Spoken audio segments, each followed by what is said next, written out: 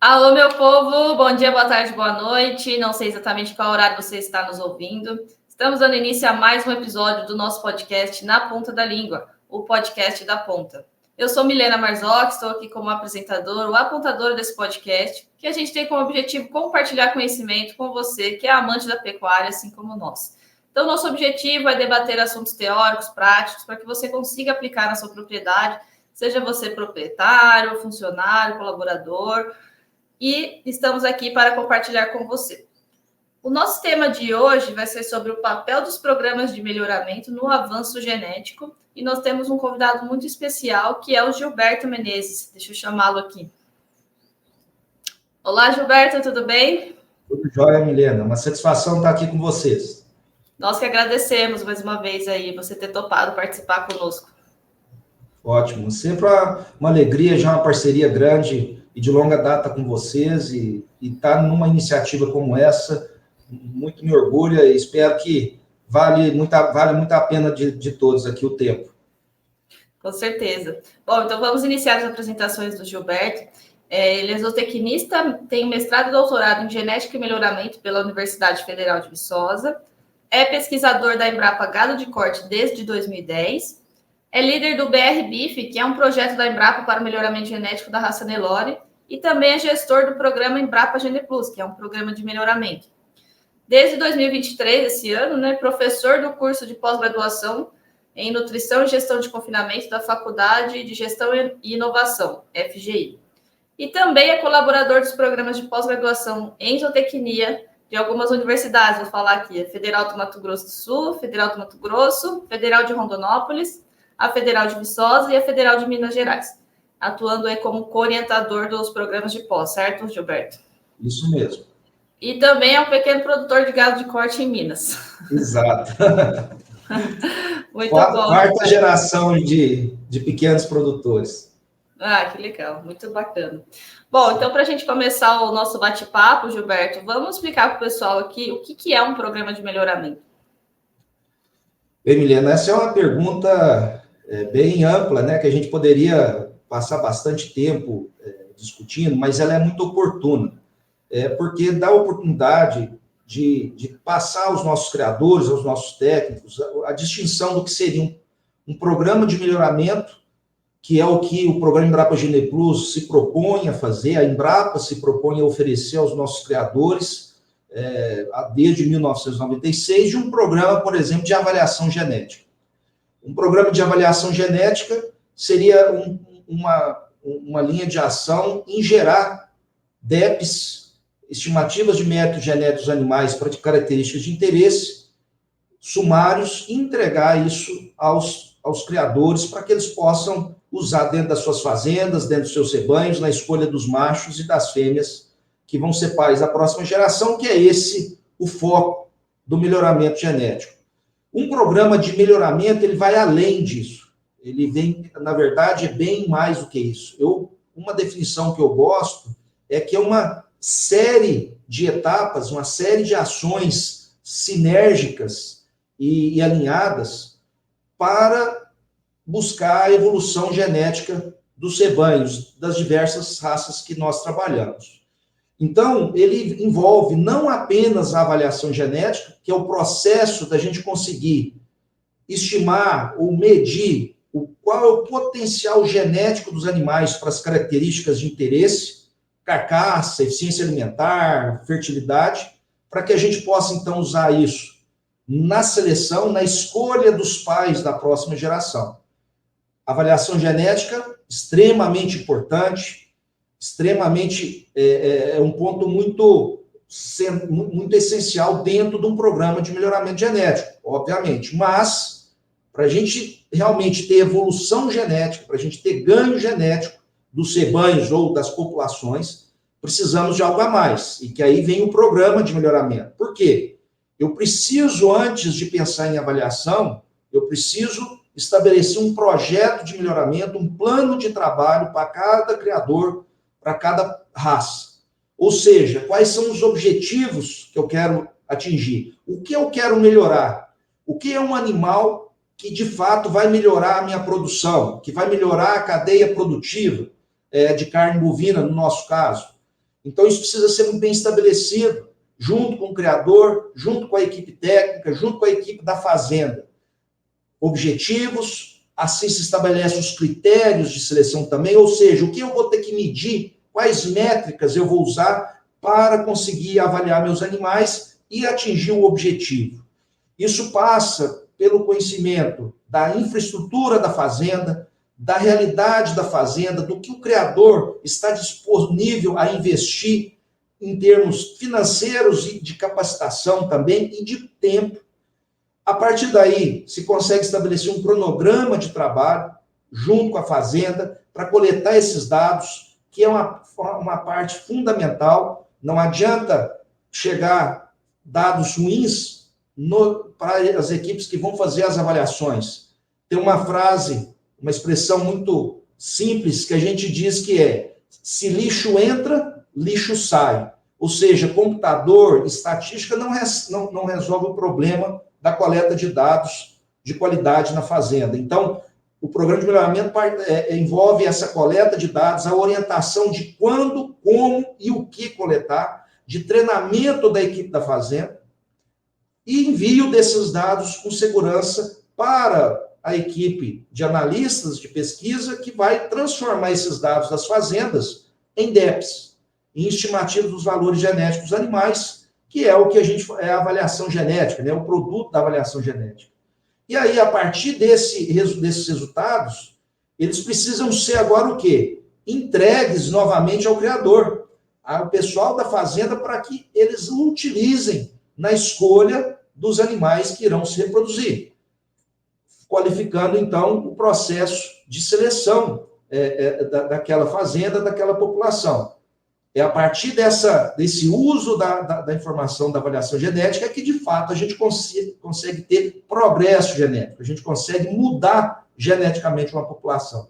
Se a gente para só na avaliação, nada avança. A gente tem a informação, então os dados, mas a gente precisa fazer aquilo usar. E aí um programa de melhoramento ele tem uma responsabilidade muito grande nesse processo, pós-avaliação. Olha, estão aqui as DEPs, as acurácias, as medidas de consanguinidade. Agora, o que nós vamos usar, quais características, como nós vamos combinar isso em índices, quais são os acasalamentos, quais caminhos vamos seguir. Isso precisa ser feito junto com o criador, dentro do curral, dentro da fazenda. Por quê? Porque tem aspectos que a gente não tem, características que a gente não tem DEP. Então, vai precisar de unir o que veio de DEP com o que a gente está vendo no curral, técnico, junto com o criador, vendo o animal, funcionalidade, biotipo, que se alinha ao objetivo de seleção que foi definido lá no início, e aí as decisões são tomadas. Quem eu vou selecionar, quem vai ser pai da próxima geração, quem eu vou descartar, quem está fora do processo, e como eu vou acasalar, como eu vou combinar os machos e fêmeas para que eu tenha uma geração melhor, e assim aí o ciclo se fecha. E o programa de melhoramento, então, é todo esse processo que eu acabei de falar. Desde a definição do plano de trabalho, do projeto de melhoramento, até o final do uso das informações da avaliação genética no processo de seleção, descarte e acasalamento. E aí ele é dinâmico, esse processo se repete a cada ano, a cada estação de monta, e avaliando e mais dados. E, claro, conforme o mercado, os sinais vão aparecendo, a gente pode ir ajustando, como tudo na vida, né? A gente vai ajustando quais caminhos, o próprio criador pode ir mudando os seus objetivos, o seu foco, e aí o programa de melhoramento deve estar junto para estar fazendo esse papel. Bem, eu diria que essa é a minha definição, é a definição que nós aqui da Embrapa, o programa Embrapa GenePlus trabalha e se esforça para colaborar com a sociedade brasileira.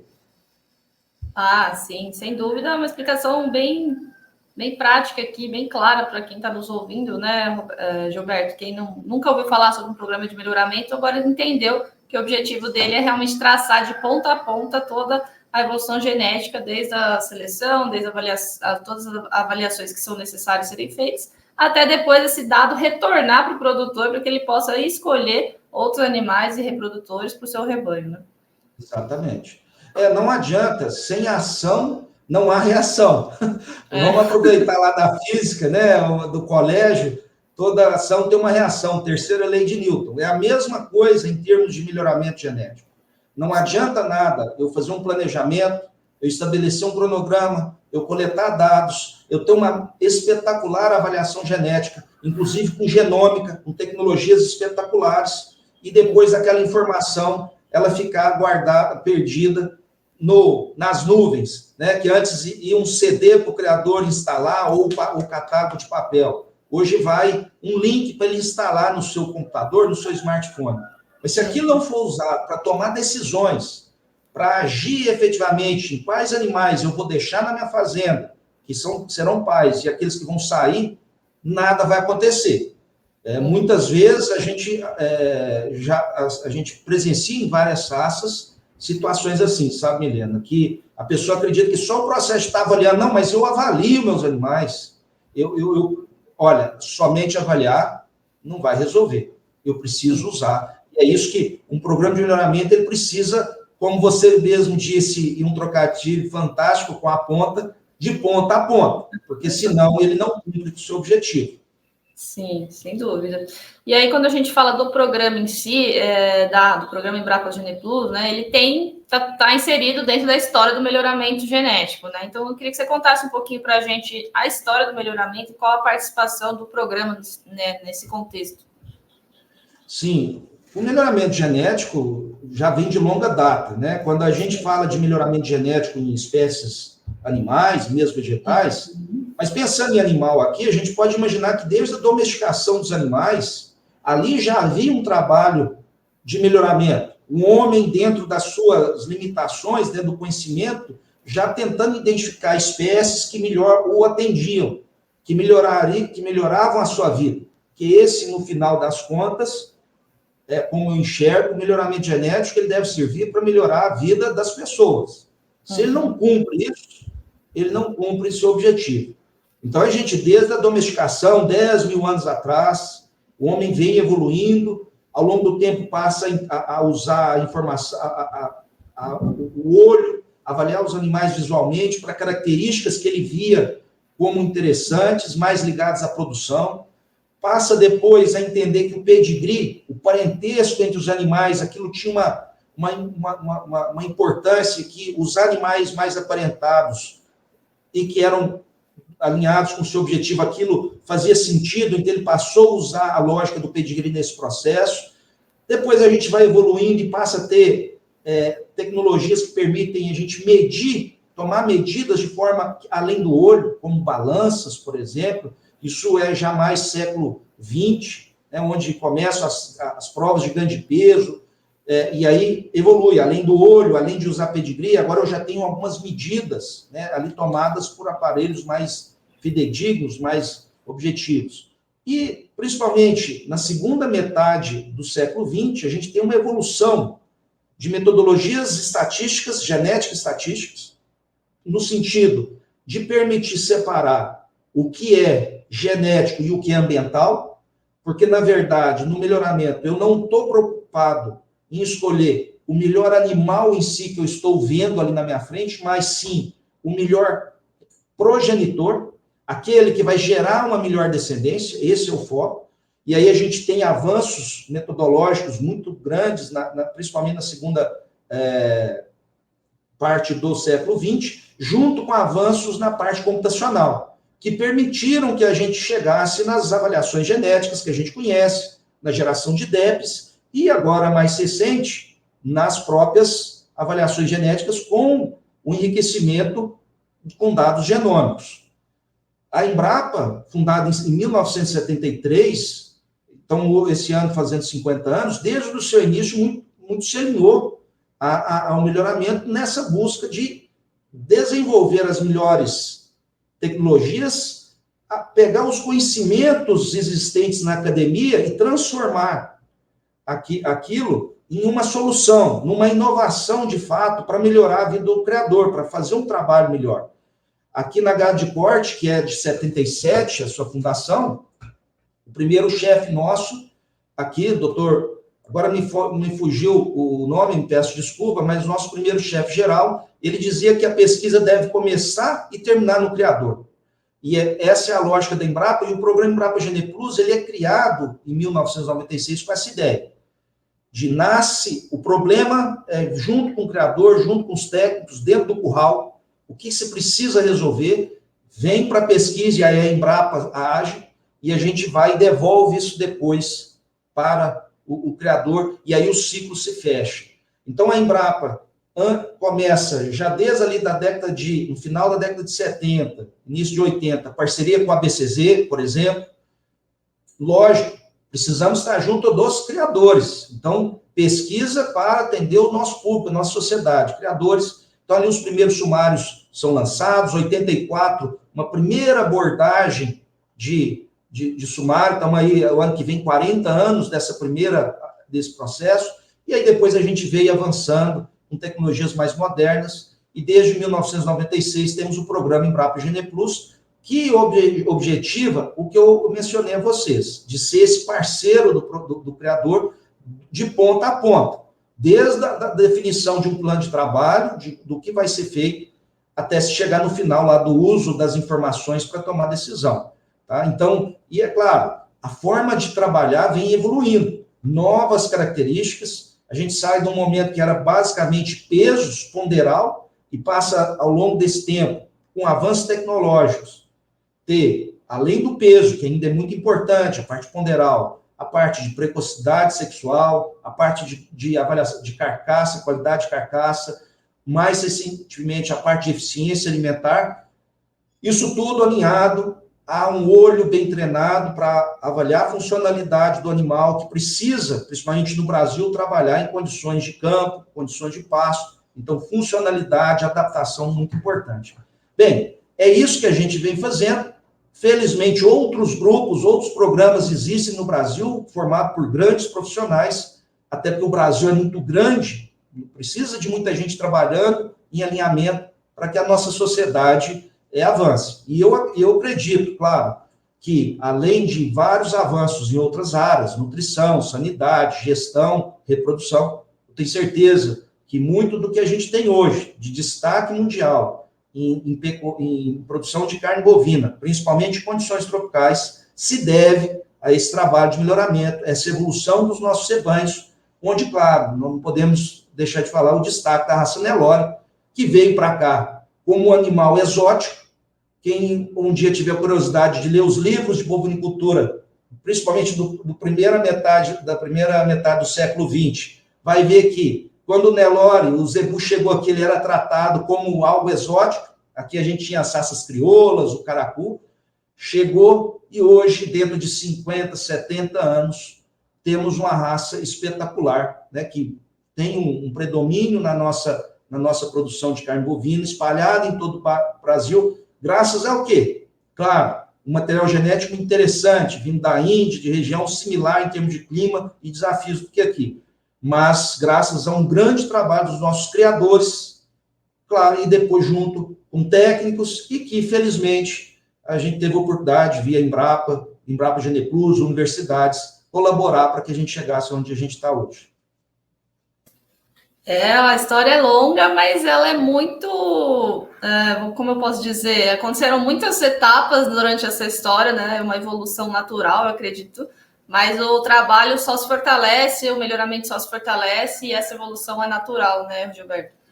Sim, isso é algo que o melhoramento genético ele exige persistência, ele exige, até eu gosto de brincar, é um exercício de fé. Né, principalmente pensando em bovinos de corte, que você tem um intervalo de geração longo.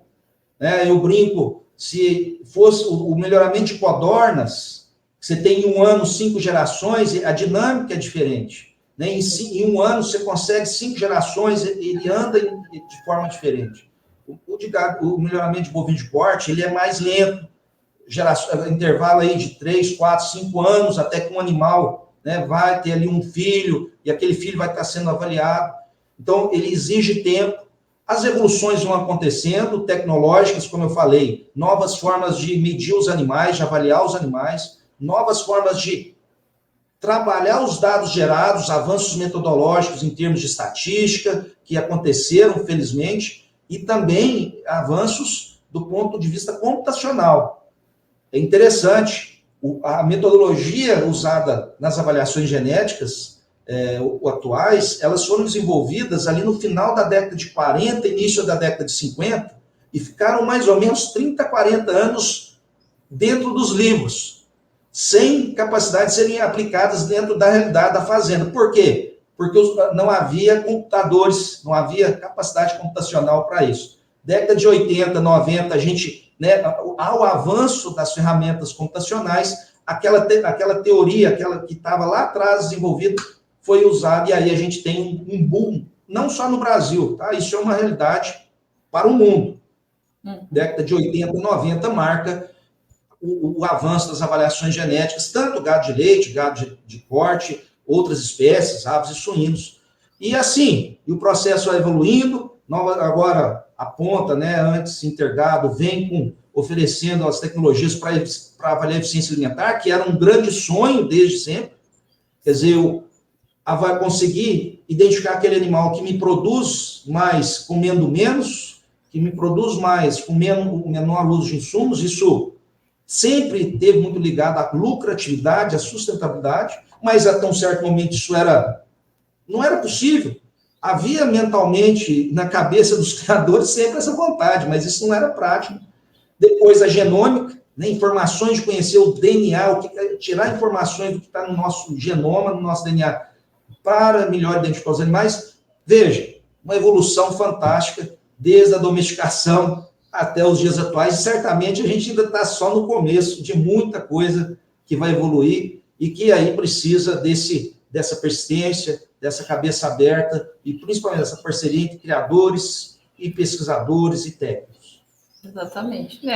É um longo prazo, como a gente fala, né? Sim, longo prazo. Mas funciona, tá? O melhoramento, ele vai a passos lentos, mas ele é conservativo, né? Ele se mantém, ele é permanente, e as coisas várias espécies animais, vegetais já provaram isso. Com certeza. E aí, Gilberto, pegando esse gancho que você trouxe aí da sustentabilidade, a gente sabe que, né, no conceito aí da palavra, ela tem uma frente tanto econômica, ambiental e também social, certo?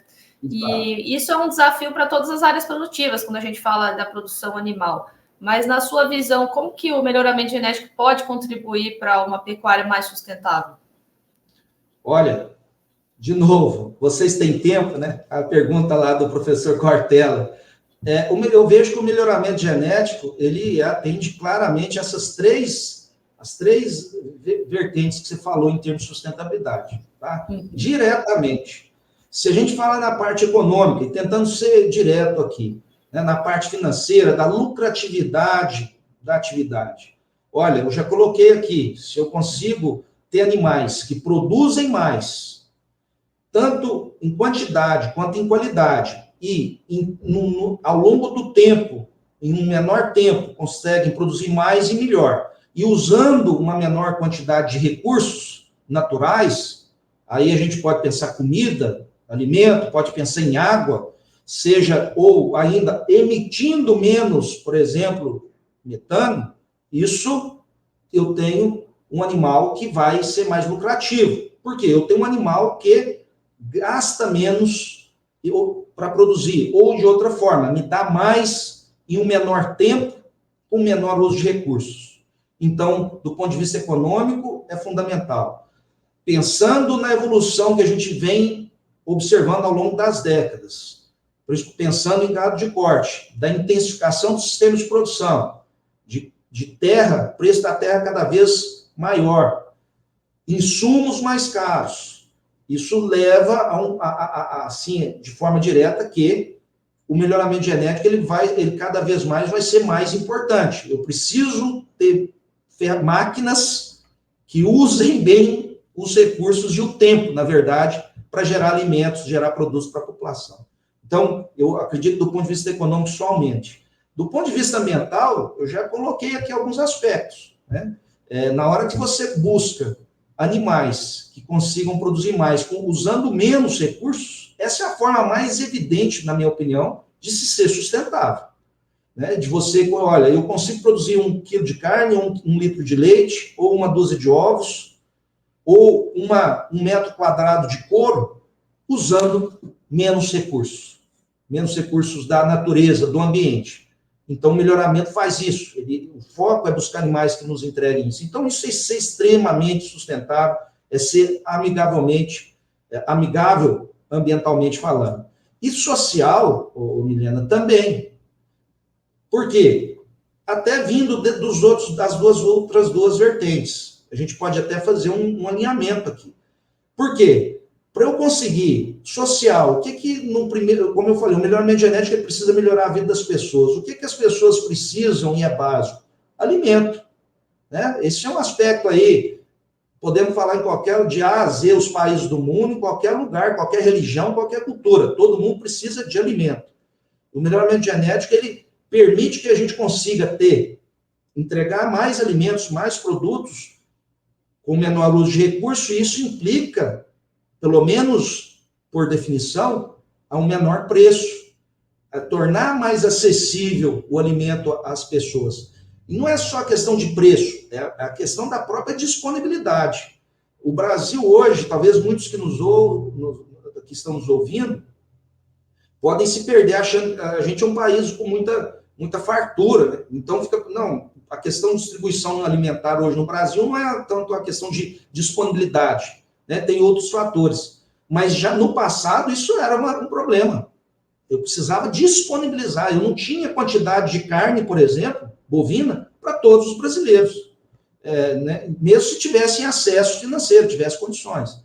Isso mudou. Né? Isso nos outros produtos. Então, isso é um papel social muito grande, em termos de segurança alimentar.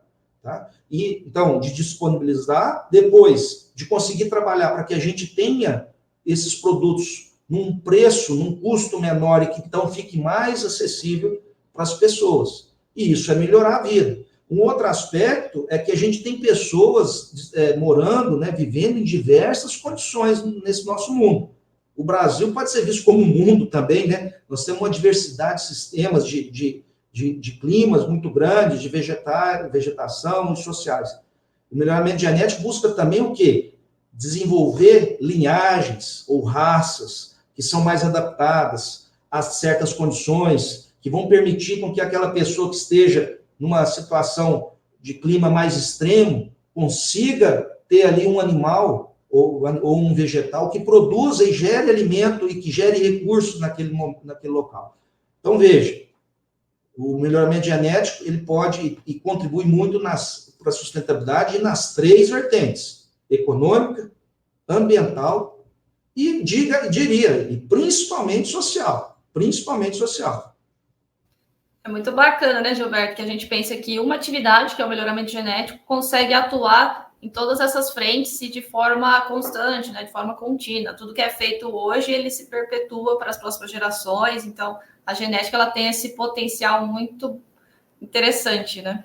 Perfeitamente. Óbvio, né, Milena? A gente está aqui falando especificamente de melhoramento, de um programa de melhoramento. É claro que tudo isso que eu falo aqui em alinhamento com os outros elementos de produção. Sim, nutrição, claro. Sanidade, manejo, gestão, né, que vieram também evoluindo e que em alinhamento com essa contribuição que o melhoramento genético dá, a gente chega no que a gente tem hoje, né? Por exemplo, no Brasil, em termos de pecuária e agropecuária tropical, somos uma referência muito devido a esse trabalho feito por criadores, por pesquisadores, técnicos, né, e diversas áreas. E o melhoramento, graças a Deus, eu penso que a gente tem dado essa contribuição, mas temos muito ainda a dar.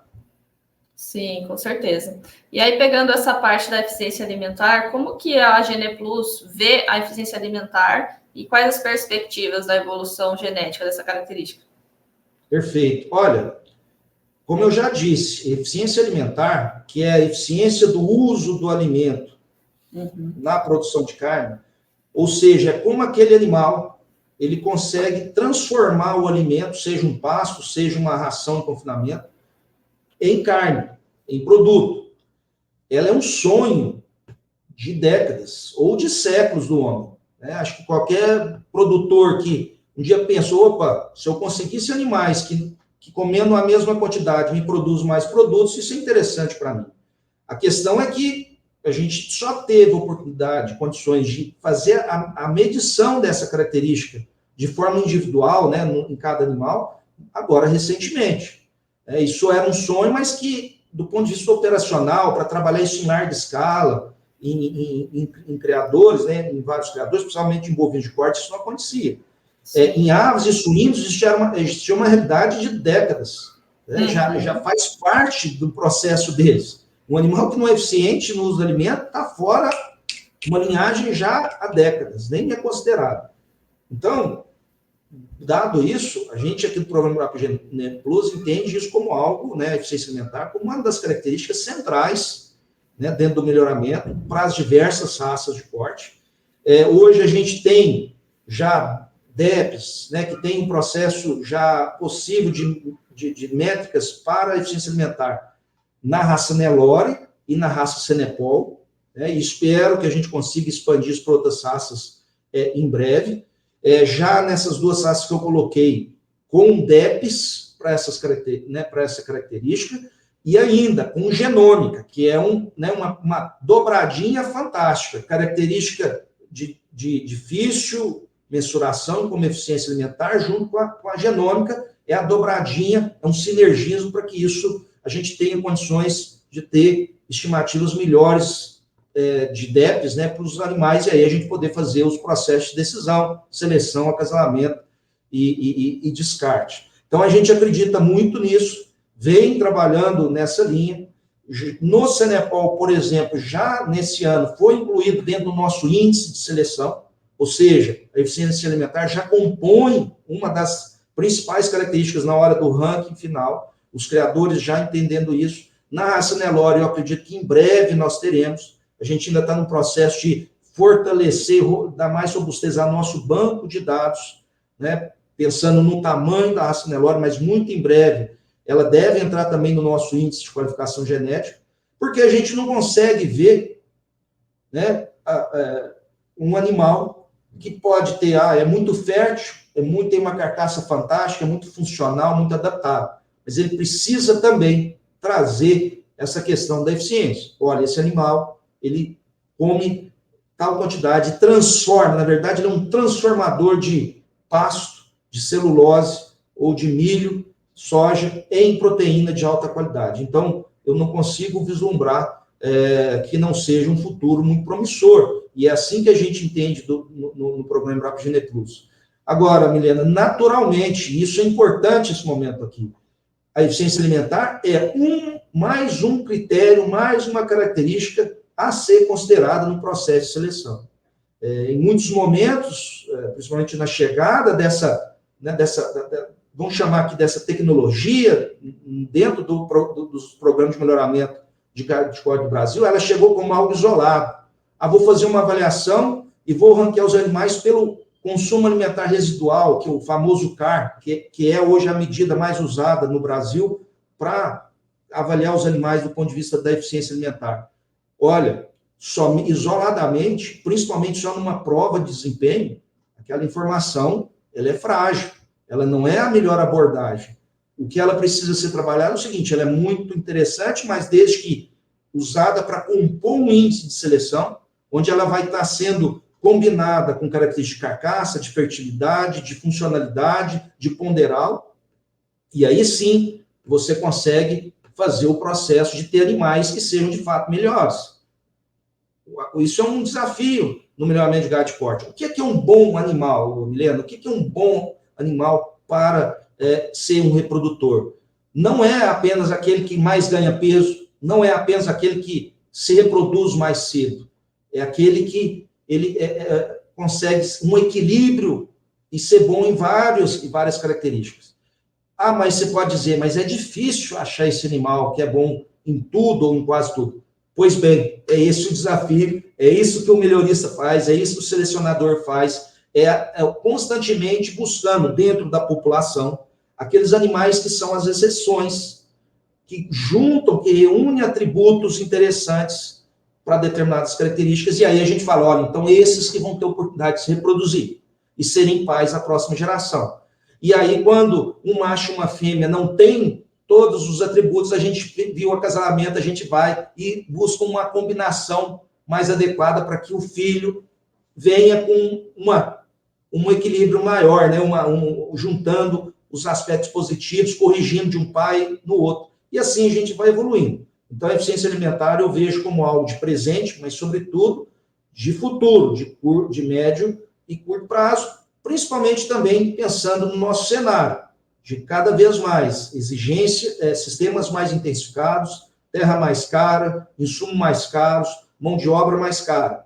Isso exige animais que sejam mais eficientes. Tá? Mesmo para comer um pasto que venha de uma integração lavoura-pecuária e floresta, vá ver o preço de produzir ali 1 quilo de matéria seca de pasto. Vai ver o preço de fertilizante, o manejo que precisa dar. Então, mesmo para pasto, a gente precisa de animais que sejam eficientes e, portanto, eu vejo isso como algo que vai avançar, além do que eficiência alimentar tem se mostrado diversos trabalhos mais recentes no mundo, tanto em gado de leite quanto gado de corte, associam animais que são mais eficientes no uso de alimentos, são também animais mais eficientes em termos de emissão de gás de efeito estufa, que é outro aspecto que ganha impulso e que a gente precisa cuidar, né? Porque tem importância, claro, de novo, não apenas olhando isso alinhado com ganho de peso, com carcaça, com fertilidade, com adaptação, e ainda, que aí faço aqui um pouco de propaganda, né, do trabalho que a gente já faz junto com a Intergado, com vocês, com a Ponta, há um tempo, na linha de eficiência hídrica. Também uma associação do animal que é mais eficiente no uso do alimento, é também um animal que é mais eficiente no uso da água. E a água, antes do alimento, é vida. Ela, de fato, a gente precisa cuidar. E o mundo vem passando aí por crises hídricas importantes, e certamente também um vislumbro que a água que hoje, principalmente no Brasil, ainda é visto como, isso é de graça, temos muito. Isso vai mudar muito em breve. Eu estive, agora, semana passada, na Bolívia, e lá estava assistindo o noticiário, e lá estava falando de restrição de água, né? Que havia ali já com restrição numa grande cidade, a maior cidade da Bolívia, Santa Cruz de la Sierra, já com restrições de água. Então, imagina, num local onde você está tendo restrição de água para os cidadãos da cidade. Você imagina que vai se deixar, como se diz na forma mais comum, bica corrida, usando água lá na produção de animal e vegetal? Não. Precisaríamos também de animais mais eficientes, e a eficiência hídrica ela está vinculada, né? Então, emissão de gases de efeito estufa, ligados à parte ambiental, mudanças climáticas, né? Quanto também a parte de água, que é vida, e que é o maior bem que qualquer país, qualquer sociedade tem. Sim, sem dúvida. A gente fala aqui, né, que a eficiência alimentar é a cereja do bolo, né, Gilberto? A gente entende que o animal ele tem que ser bom para várias outras características, né, do planejamento genético do rebanho, da fazenda, mas que ele também seja eficiente, porque a eficiência alimentar traz todos esses benefícios que você listou, né? Isso. E aí temos também a questão sustentável, a questão da ingestão hídrica, a questão da emissão de gases de efeito estufa. Então, com relação à sustentabilidade, ela traz todos esses benefícios sociais, econômicos e também ambientais, né? E aí, para a gente caminhar para o nosso encerramento, né, Gilberto? Senão a gente fala muito aqui, tem muito conteúdo para compartilhar aqui com o pessoal, mas quais os principais desafios do melhoramento genético e como que o programa da Embrapa GenePlus está atuando para continuar nesse processo de evolução, né? Que a gente sabe que vai acontecer, é natural, né? Que essa evolução aconteça. Perfeito, excelente pergunta. Inclusive, mereceria aí todo um evento só para a gente discutir algo dessa natureza. Eu vislumbro várias oportunidades, vários desafios. Mas vou tentar ser aqui mais direto. Um que a gente convive muito, inclusive fruto de discussões internas dentro do nosso programa, com nossos técnicos, com nossos criadores. Um desafio que a gente precisa, que sempre foi, mas que ele exige principalmente no mundo agora, com muitas informações, que todos recebem informações de várias fontes, que hoje nós temos diversas tecnologias disponíveis, genômica, coxo eletrônico, bebedouro eletrônico, balanças eletrônicas, enfim, uma série, ultrassonografia de carcaça, fundamental um trabalho muito grande de capacitação, de formação, de educação das pessoas, né, da nossa sociedade, para que consigam fazer um bom uso dessas diversas tecnologias, que consigam unir, né, de forma adequada, de forma sinérgica. Um desafio grande em termos de comunicação. Isso, muitas vezes, é um pesadelo para nós que, por exemplo, formados em zootecnia, veterinária, que não tivemos essa, né, formação para isso, mas muitas vezes os desafios não são técnicos, não é da questão de melhoramento em si, mas é em como comunicar isso com os nossos criadores, com os nossos técnicos, que as pessoas entendam de fato o que aquelas tecnologias representam, como aquilo pode ser usado para trabalhar. Eu digo que esse sempre foi um desafio, mas eu vejo ele hoje muito forte, até porque somos bombardeados por uma quantidade grande de informações e de novas tecnologias. Então, é aquela frase, né, com grandes poderes, grandes responsabilidades. Hoje a gente tem muita coisa para usar, né, é eficiência alimentar, é carcaça, é genômica, mas que antes, há 50, 60 anos, o criador contava apenas com o olho, né, com o seu conhecimento, com a sua capacidade de ver gado, de, dentre ali aqueles contemporâneos, identificar o que seria melhor. Hoje a gente tem, além disso, que ainda continua sendo importante, todas essas informações. Então, esse é um aspecto, e que o programa Embrapa GenePlus, né, a Embrapa, vem buscando contribuir. E uma parceria com vocês, com a Ponta e outros grupos, e aí o nosso podcast aqui é fundamental para que a gente converse mais. Nós temos que mantermos a conversa. Precisamos continuar conversando sempre, trocando ideias e buscando essa capacitação de todos. O outro desafio que eu colocaria é justamente porque a gente vem sendo cobrado por novas características, né, novos atributos no animal de corte. Até pouco tempo, e aí vem o desafio, até pouco tempo, um selecionador ou o melhoramento se estava pensando em quê? Em ponderal, basicamente, talvez alguma coisa de precocidade sexual. Então, era mais simples. Agora, a gente é cobrado por várias características, igual a gente falou, essas questões de sustentabilidade, o mundo mudou. E eu adoro uma frase que é o seguinte: a gente tem que mudar para continuar sendo o mesmo. Isso se aplica muito no produtor de gado de corte ou selecionador de gado de corte. Se eu quero continuar sendo um produtor de gado de corte, um selecionador, igual foi meu avô, meu bisavô ou meu pai, eu preciso mudar. Eu preciso me ajustar à nova realidade para continuar sendo um selecionador, um produtor de gado de corte. Eu não vou poder fazer igual eles fizeram. Eu até, como no início a gente falou, eu sou um pequeno produtor de gado de corte, 4 gerações, pelo menos que eu sei, de pequena produção de gado de corte no interior de Minas. E é claro que o que meu bisavô, meu avô e o meu pai passaram serve como uma referência, mas se eu for seguir exatamente o que eles fizeram, eu não vou continuar sendo um produtor, eu vou sair fora. E aí, o melhoramento se vê com esse desafio, onde eu preciso, então, trazer para o processo características ligadas a uma eficiência alimentar, agora a parte de gases de efeito estufa, daqui a pouco a parte de eficiência hídrica, mas ao mesmo tempo eu estou sendo cobrado por uma carcaça de maior qualidade, eu quero qualidade, ao mesmo tempo eu quero animais cada vez mais precoces, e aí vem o desafio de eu conseguir ter uma fêmea emprenhando com 14 meses, mas que ela precisa continuar sendo produtiva lá na frente e precisa ser boa em outros aspectos. Isso hoje é um desafio grande, de como compor isso no índice de seleção, né? Porque no final das contas eu preciso tomar uma decisão.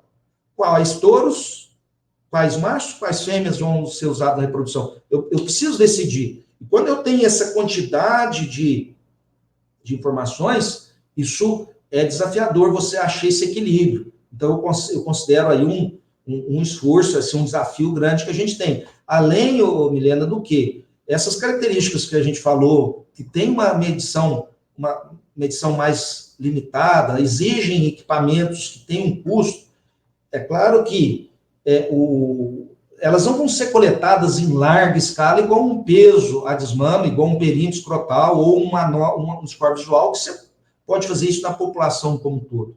Então, vem aí o desafio de, né, coletar essas informações em parte da população e transferir isso e usar isso para toda a população, de democratizar. Vem aí uma parceria importante dessas características com a Genômica, como eu falei, que aí vem um grande desafio de ir além apenas do que hoje a gente usa, que é uma DEP melhorada com a Genômica. Basicamente, um ajuste refinado do pedigree. E além, explorar um pouco mais a informação que tem no genoma, alinhado principalmente a essas características difíceis de serem coletadas, que são caras, para que isso, então, tenha um potencial maior de chegar a toda a sociedade, a toda a população. Bem, eu diria que esses seriam, assim, os desafios que eu vejo, e que é tanto da academia quanto do setor produtivo, e que a solução também está numa união. Tá? Nenhum cientista maluco dentro de uma sala vai resolver o problema, e tampouco só um criador sozinho lá na sua fazenda, no seu curral. Vai ser preciso que se unam e, principalmente, a gente evolua em ter mais técnicos que serão as pontes entre o mundo acadêmico, científico, com a fazenda. Esses técnicos que a gente gosta aqui no GenePlus chamar de melhoristas de campo, são fundamentais que a gente tenha muitas pessoas para estar junto com o criador e fazendo essa ponte das mais altas tecnologias, os avanços tecnológicos, com a realidade dentro do curral, com a realidade do mercado, e assim que a gente avança. Sem dúvida, Gilberto, que eu acho que o objetivo principal de tudo isso, do programa, de todo o nosso papo, é que o criador, o produtor, o pecuarista consiga aplicar na sua propriedade tudo que está sendo pesquisado, tudo que está se passando por evolução, seja através da evolução das tecnologias, da melhora da coleta de dados, as coletas de dados mais precisas, mais rápidas, da genômica, que permitiu aí que a gente identificasse características muito difíceis através do DNA. Então, todo esse pacote tecnológico, né, isso tem que chegar na ponta, tem que chegar no pecuarista, e tem esse papel muito importante aí dos melhoristas de campo, né, do programa. Exatamente. Como eu volto a citar ao primeiro chefe da Embrapa Gado de Corte, a pesquisa deve começar e terminar com o criador, na fazenda. Senão, ela não tem sentido. Tá? A Embrapa tem isso como referência, mas eu penso que isso é uma lógica que todos nós temos, né? A ponta, eu sei que tem essa linha.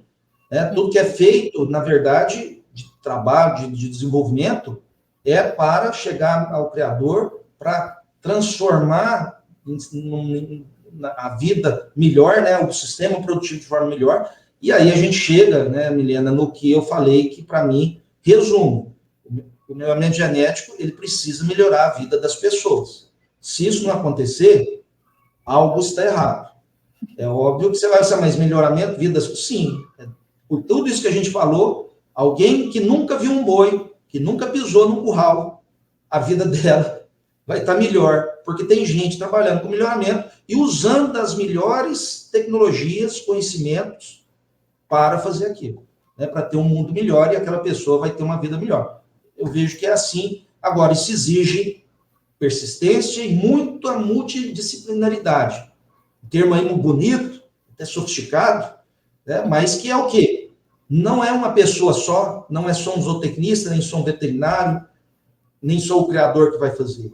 São engenheiros, programadores, médicos, nutricionistas, comunicadores, profissionais de marketing, jornalistas, enfim, uma miríade de bioinformáticos que juntos vão conseguir fazer isso. E é o que a gente vem fazendo. Felizmente, a gente vem evoluindo. Tá? Exatamente, Gilberto. Bom, nosso papo foi muito bacana, explicou bastante aí para o pessoal, desde a origem dos programas, contamos um pouquinho da história e dos próximos passos aí, que são os desafios. Queria agradecer mais uma vez a sua participação, viu, Gilberto? Bom, Milena, eu que agradeço a oportunidade de estar aqui com vocês. Parabenizo mais uma vez a Ponta por essa iniciativa. Espero que ela, né, continue sempre com outras pessoas. Felizmente, temos excepcionais profissionais no Brasil, criadores, técnicos, pesquisadores, e ter esse momento de interação, usar as tecnologias que a gente tem hoje, está aqui, né, igual vai via um YouTube, vai via o podcast, via um Spotify, enfim, as várias... Isso é fantástico, porque ajuda a gente a superar o que eu falei, que é um dos desafios, que é essa comunicação, que é a capacitação. Como eu falei,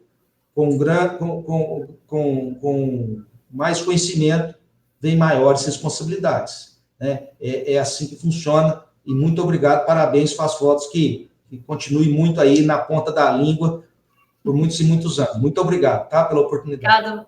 Obrigada a você, Gilberto. Então vamos ficando por aqui, pessoal. Até o próximo episódio. Um abraço. Tchau, tchau.